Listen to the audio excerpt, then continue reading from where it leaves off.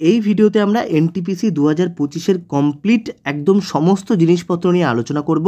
শুরুতেই বলে রাখি, গলাটা একটু খারাপ আছে, সর্দি লেগে আছে, ওয়েদার চেঞ্জ হচ্ছে, সবার শরীর খারাপ হচ্ছে, আমারও সর্দি লেগেছে। তোমরা খুব সাবধানে থাকো, জ্বর সর্দি বাঁধিও না, এতে কিন্তু পড়াশোনার ক্ষতি হয়। ওকে, তো কী কী নিয়ে আলোচনা করবো দেখে নাও। সমস্ত রকমের ডেট, কাস্ট সার্টিফিকেট, প্রত্যেকের একটা ইস্যু থাকে, medical standard, safe zone, vacancy details, previous cut off কী ছিল, পুরো অল 21টা আরআরবি সমস্ত, পোস্ট ডিটেলস, জব প্রোফাইল, পুরো সমস্ত জিনিস নিয়ে আলোচনা হবে। এটা দেখার পর অন্য কিছু দেখার তোমার আশা করি দরকার পড়বে না। দেখো, ফার্স্ট আমরা কি জিনিস দেখব, ডেট। আমাদের ডেট, লাস্ট ডেট কবে সেটা দেখব। ওপেন তো হয়ে গেছে জানো, ওই জন্যই তুমি এই ভিডিওটা দেখছো। লাস্ট ডেট হচ্ছে 20 তারিখ, 20 নভেম্বর হচ্ছে আমাদের লাস্ট ডেট।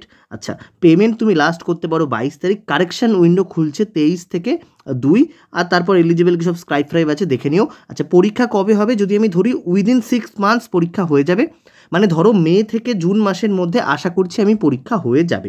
নেক্সট পয়েন্টটায় দেখে নাও কি বলছে।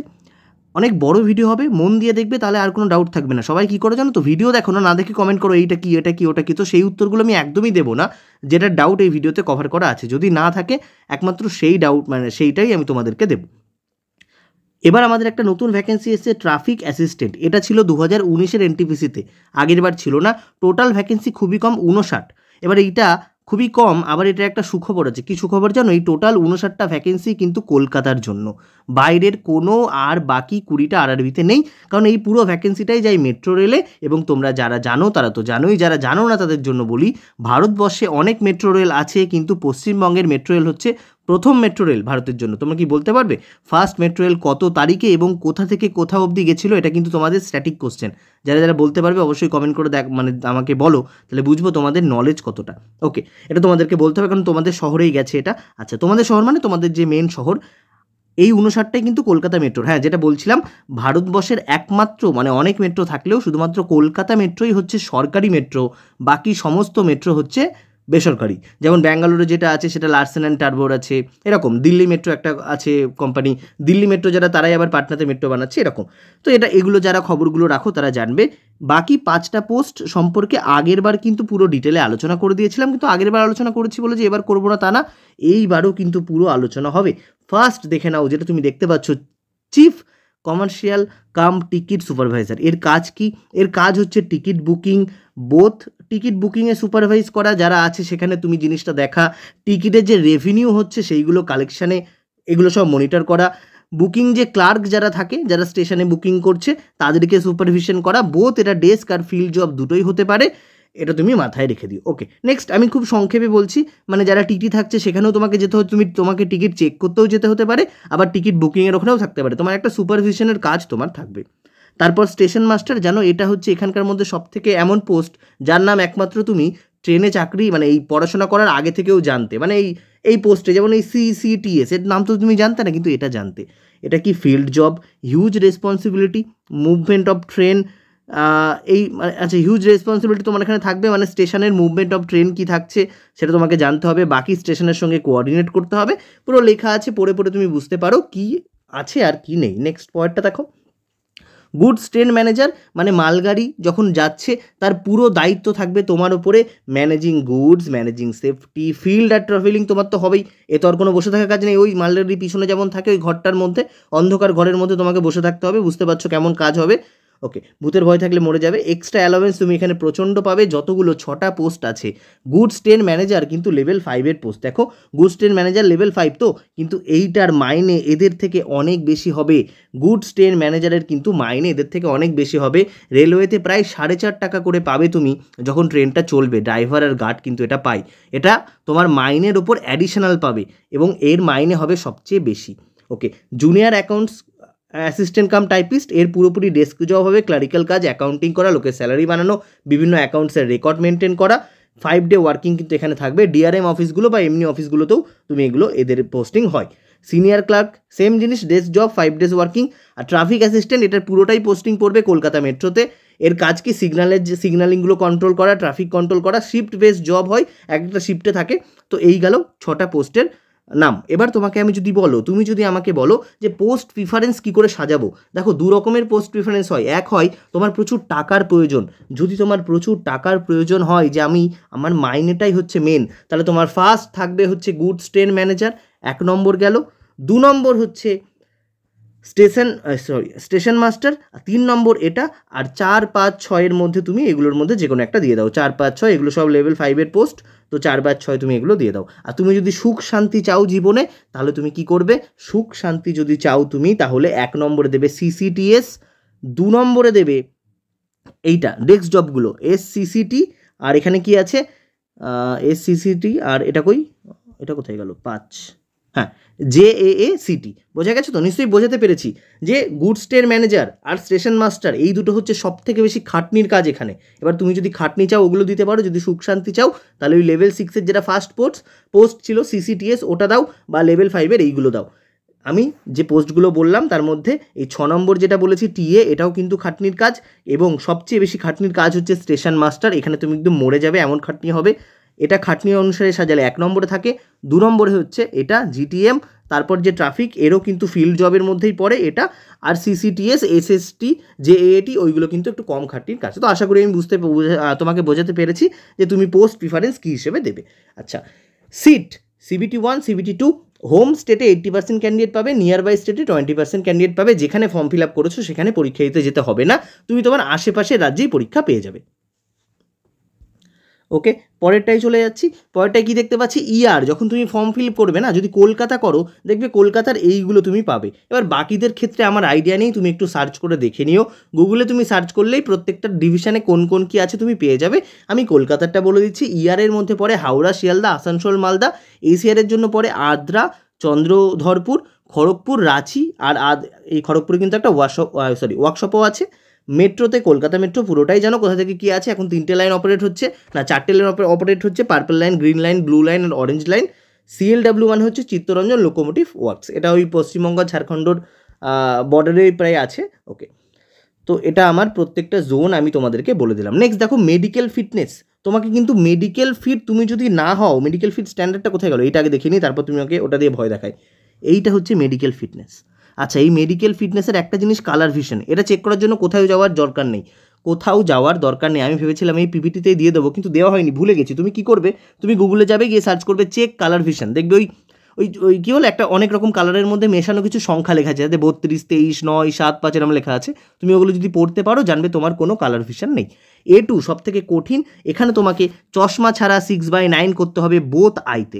ওকে, তারপরে B2 আরেকটু সহজ, একটাই 6/9, একটাই 6/12, চশমা পরে করলেও হবে। তার মানে এটাতে 80% এটাতে পাস হয়ে যাবে। আর C2তে 100% পাস হবে। এখানে চশমা পরে তোমাকে 6/12 করতে হবে। যদি এটা না হয় তার মানে জানবে তোমার চোখ একেবারেই গেছে, ঠিক আছে? তো এটা সবার জন্য হবে, C2 সবার জন্য। A2তে কিন্তু সবাই পাস করতে পারবে না। এবং যারা এটা নিয়ে ডাউটে আছো, কোথাও এই অযথা উল্টোপাল্টা গ্রুপে জিজ্ঞাসা করে তুমি ভয় পাবে না। একদম এই জিনিসটার প্রিন্ট আউট নিয়ে চলে যাবে। এটার প্রিন্ট আউট কোথায় পাবে? টেলিগ্রাম চ্যানেল চলে যাও, স্কোর বুস্টার AB, লিঙ্ক ডেসক্রিপশানে আছে, বা সার্চ করে নাও। আমাদের group Bengal competitive arena, link ডেসক্রিপশানে আছে, বা সার্চ করে নাও। এই দেখো এই ফাইলে গেলেই তুমি পেয়ে যাবে যে কোথায়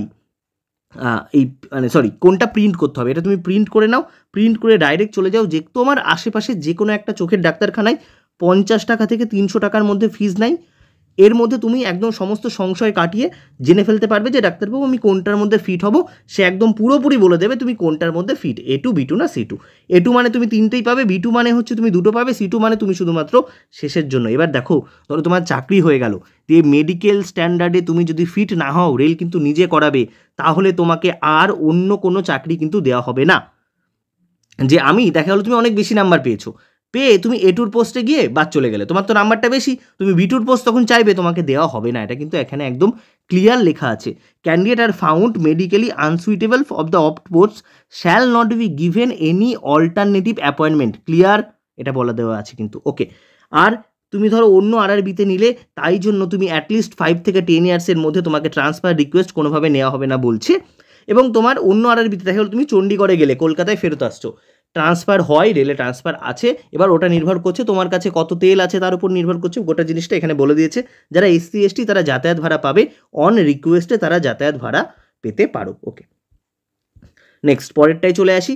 ডেট তোমার ইউআর যদি তুমি হয়ে থাকো, তাহলে দেখো তার লাস্ট ডেট কবে, তোমাকে জন্মাতে হবে 1993 সালের মধ্যে। ওবিসি হলে 90-এর মধ্যে, এসসি এসটি হলে এই 88 এর মধ্যে, কিন্তু 88 এর মধ্যে জন্মাতেই হবে। আর 2008-এর পরে জন্মালেও হবে না। ফিস 500 আর 250 কাদের জন্য দেখে নিচ্ছ, ইউআর, ইডব্লিউএস, ওবিসির জন্য 500, তোমরা রিফান্ড পাবে 400। ভুল করেও সাইবার ক্যাফে দাদার নাম্বার কিন্তু দিয়ে দিও না, অ্যাকাউন্ট নাম্বার নিজের দিও, কারণ তুমি এই নাম্বারটা কিন্তু ব্যাংকে পাবে, এটা অবশ্যই মাথায় রেখে দিও। আর 250 টাকাই ফেরত পাবে যারা এসসি এসটি এক্স সার্ভিসম্যানকে কেন ফেরত দেয় জানি না, তো এমনি অনেক টাকা, 2টো পেনশন পাবে। পিডব্লিউডি, ফিমেল, ট্রান্সজেন্ডার, বাকিটা সব ঠিক আছে, ফেরত দিতেই পারে। নেক্সট পয়েন্টটা দেখে নাও। আচ্ছা, পরে কি বলছে, ওবিসি ক্যাটাগরি যারা, খুব ভালো করে শুনবে, ওবিসি এনসিএল কবে থেকে কবের মধ্যে বানাতে হবে। ওবিসি এনসিএল বানাতে হবে 1 এপ্রিল 2025 থেকে লাস্ট ডেটের আগে, but not later than closing date. বুঝতে পেরেছো? 1 এপ্রিল 2025 থেকে 20 নভেম্বর 2025 এর মাঝের ওবিসি এনসিএল লাগবে। ক্লিয়ার? বলে দিয়েছি, বারবার জিজ্ঞাসা করবেন না দাদা আমরা এই দিন বানিয়েছি, আমি ওই দিন বানিয়েছি, হবে কি না, একদম ভিডিওতে ক্লিয়ার করে বলে দিলাম। যারা ইডব্লিউএস, তার জন্য এই ফিনান্সিয়াল ইয়ারে বানালেই হবে। তোমাদের ইডব্লিউএস সার্টিফিকেটে লেখা থাকবে for the financial year 2025 and 26, এটা লেখা থাকলেই হবে। আর তুমি লেখা থাকবে যে তুমি এইভাবে লেখা থাকে, তুমি 2024-25 সালে ছিলে ইডব্লিউএস এর মধ্যে, আর সার্টিফিকেটটার ভ্যালু হবে 25-26, এরমভাবে একটা লেখা থাকে, এটা হলেই হবে। এসসি এসটি যারা, তাদের জন্য লাগবে সেন্ট্রাল ফরম্যাট, আর সেন্ট্রাল ফরম্যাট পুরনো হলেও অ্যাকসেপ্ট করে নেয়, তাও তোমরা চেষ্টা করবে যে এই বছরের একটা সেন্ট্রাল ফরম্যাট তোমাদের কাছে রেখে দিতে, তাহলে কোনো রকম সমস্যার মধ্যে তোমরা পড়বে না। নেক্সট, যারা এবার কিন্তু রেলওয়েতে আগেরবার এমনি ছবি দিতে হয়েছিল, এবার লাইভ ফটো দিতে হবে। সিগনেচার ব্ল্যাক পেনে করবে, একদম মেনশন করে দিয়েছে, তাহলে ব্লুতে করবে না, ব্লুতে কিন্তু করবে না। সিগনেচার মানে ব্লক হয় না, ক্যাপিটাল হয় না, ডিসজয়েন্ট, এই জিনিসগুলো কিন্তু হয় না। সিগনেচার মানে তোমার সই। আচ্ছা, ফাইল সাইজ দেখতে পেরেছো, 30 কেবি থেকে 49 কেবি, পিক্সেল দিয়ে দিয়েছে, ডিপিআই দিয়ে দিয়েছে, সমস্ত জিনিস তোমাকে দিয়ে দিয়েছে। 35 mm থেকে 20 mm এর মধ্যে ফাইল সাইজ হতে হবে। নেক্সট, লাইভ ফটোগ্রাফ তোমাকে তুলতে হবে, যেই ফর্ম ফিল আপ করবে তুমি ওয়েব ক্যাম দিয়ে তোমাকে ছবি তুলতে হবে। লাইভ ফটোতে কী কী দেওয়া আছে, কী কী জিনিস তুমি লাইভ ফটোতে করবে না, ক্যাপ পরবে না, যেগুলো সব থাকে।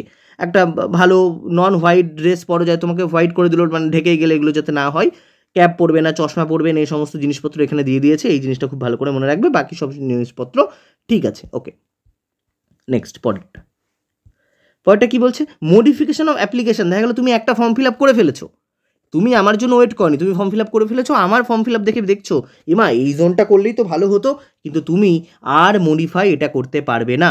কি মডিফাই করা যাবে না, মেল নাম্বার, ফোন নাম্বার, এই দুটো কিন্তু খুব জরুরি। তুমি চাকরি পেয়ে গেলে তোমার সঙ্গে যোগাযোগই করা হবে এখানে। আর তুমি যে আরআরবি পছন্দ করেছো, এই 3টে জিনিস ছাড়া সব কিছু চেঞ্জ করা যাবে।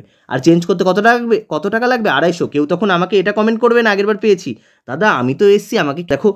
ফার্স্টের এটা তুমি অবশ্যই যারা জানো, যারা নতুন তাদের জন্য দেওয়া আছে, mathematics 30, reasoning 30, general awareness 40, total 100 number, time থাকবে 90 মিনিট।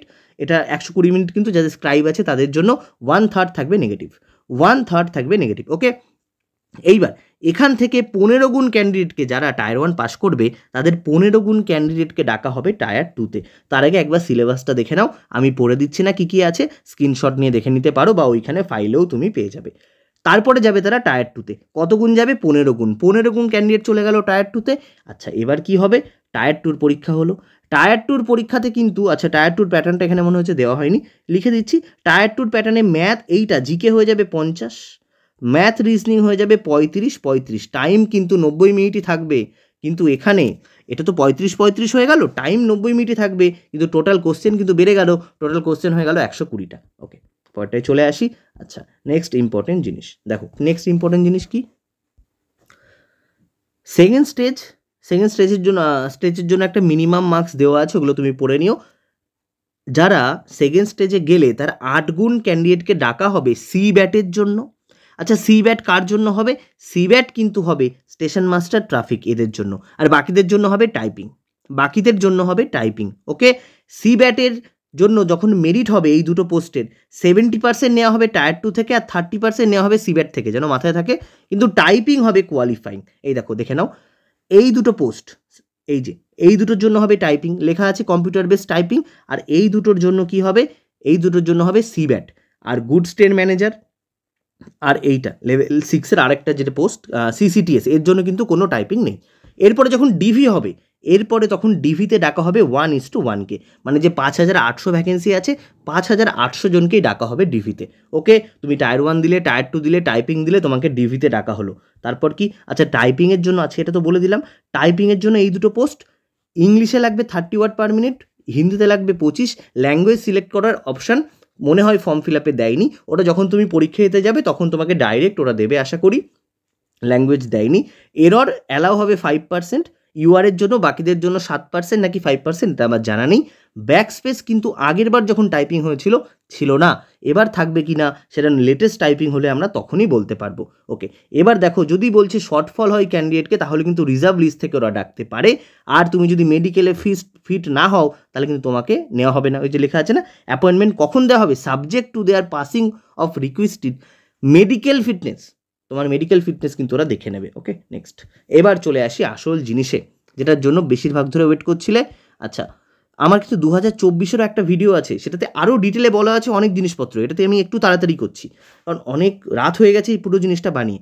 দেখো এটা হচ্ছে 2024-এর ডিটেলস, কীভাবে সাজানো আছে উঁচু থেকে নিচু। উঁচু থেকে নিচু কি, প্রচুর ক্যাটাগরি আছে, সবকটা ক্যাটাগরি বানানো সম্ভব না, আমি ইউআর বানিয়েছি কারণ জানো তোমরা সবাই, তোমাদের যে ক্যাটাগরি ধরো তুমি ওবিসি, তাহলে ওবিসিটাও পাও, তার সঙ্গে প্লাস তুমি ইউআর পাও, তাহলে ইউআর যেখানে বেশি সেখানে অলরেডি তুমি নিজের ক্যাটাগরি প্লাস ওবিসি দিয়ে বেশি পেয়েই যাবে, তাই না? তো ইউআর দিয়ে যদি দেখি, ইউআর ভ্যাকেন্সিতে এটা ছোট থেকে বড় সাজানো। দেখো কলকাতায় সবচেয়ে বেশি ভ্যাকেন্সি ছিল, কটা ছিল, 628, কাট অফ কত গেছে, 73.44। ওকে, আগের বার আমি দেখি, আগের বারের ভিডিওতে আমি কোন 3টে জোন তোমাকে বলেছিলাম সেকেন্দ্রাবাদ, কলকাতা, ভুবনেশ্বর। কাট অফ কি বেশি গেছে, দেখো 70, 72, 73, সবচেয়ে বেশি কাট অফ কত, 77। সেই থেকে কিন্তু আমার বলা জোন 3টেতে ভ্যাকেন্সির ডিফারেন্স প্রায় 4 নাম্বার, তাহলে আমি প্রায় সঠিক প্রেডিক্ট করতে পেরেছিলাম তো আগের বার। ওকে, সবচেয়ে কম কোথায় গেছিলো, মালদাতে 60, সবচেয়ে কম গ্রিন করা, সবচেয়ে বেশি চণ্ডীগড় লাল করা আছে। বাকি দেখো তুমি দেখে নিতে পারো যে কটা ইউআর ভ্যাকেন্সিতে কাট অফ ইউআরে কত গেছিলো, তোমার তুলনার জন্য এই জিনিসটা দেওয়া আছে। ওকে, কেউ ফাইল চাইবে না, স্ক্রিনশট নিয়ে নেবে। এবার এনটিপিসি 2025কে সাজিয়েছি একইভাবে ইউআরের ভ্যাকেন্সি বড় থেকে ছোটোতে। দেখো এবার বিলাসপুর গেছে 1-এ, ইউআর ভ্যাকেন্সি কটা, 350। তারপর কলকাতা, তাহলে কলকাতার জন্য কিন্তু ব্যাক টু ব্যাক সুখবর, আগের বারও কলকাতায় সবচেয়ে বেশি ছিল, এবার দ্বিতীয়তে।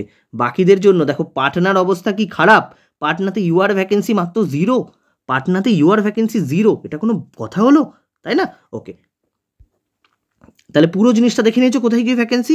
এবার ভাবো ভ্যাকেন্সি বেশি মানেই কিন্তু ফর্ম ফিল আপ করলেই কম কাট আপ যাবে এমন না, কারণ দেখো কলকাতায় 73 গেছে, বেশি ভ্যাকেন্সি ছিল, মুম্বাইতে গেছে 71, ভ্যাকেন্সি কম। আবার দেখো এখানে কোথায় গেছে, 77, ভ্যাকেন্সি কত, 228, এখানে 213 ভ্যাকেন্সি গুয়াহাটি, কাট অফ কত গেছে, 73।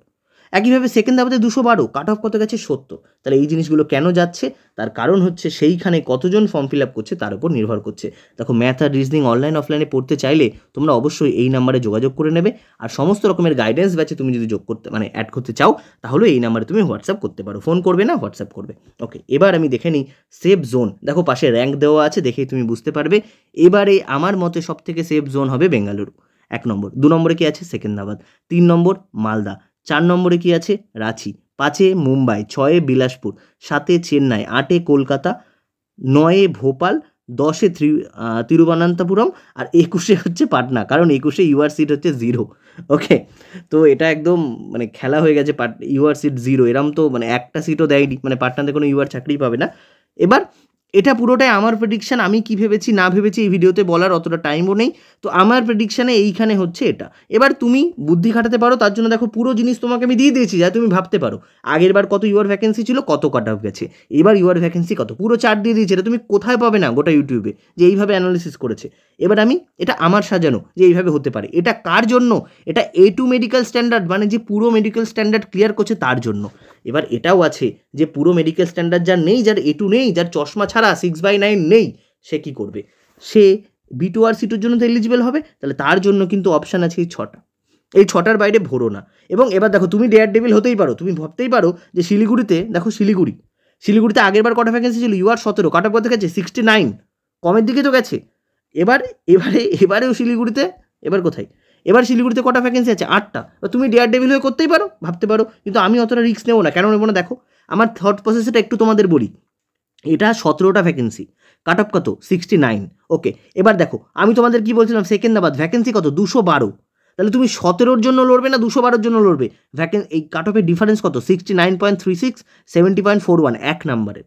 এখানে এক নাম্বারের ডিফারেন্স আসছে, বিশাল ডিফারেন্স আসছে না, কিন্তু রিস্কটা আমি কত নিয়েছিলাম?